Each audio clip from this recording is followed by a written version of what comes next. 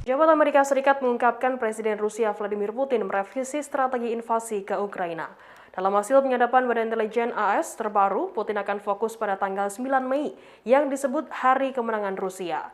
Menurut seorang pejabat AS, Putin akan memperpanjang perang ke Ukraina. Dikutip dari CNN, Putin fokus pada upaya menguasai Donbas. Dalam waktu 1 bulan invasi, pasukan darat tak dapat mempertahankan kendali atas daerah tempat mereka bertempur.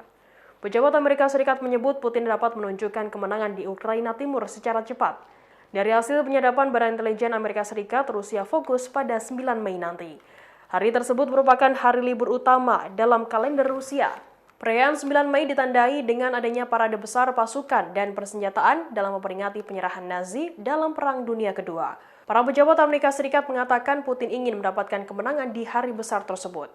Namun pejabat lain mencatat sebenarnya kemenangan bagi Rusia dalam invasi ke Ukraina masih sangat jauh.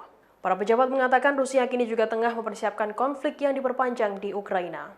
Mantan Perdana Menteri Ukraina Arseniy Yatsenyuk mengatakan kepada CNN pada hari Jumat 31 Maret lalu bahwa Ukraina percaya mereka menghadapi situasi yang sangat kompleks saat Putin mencoba memenuhi tenggat waktu.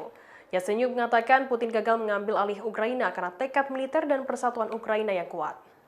Menurutnya, saat ini Putin beralih ke rencana lain yang lebih kuat.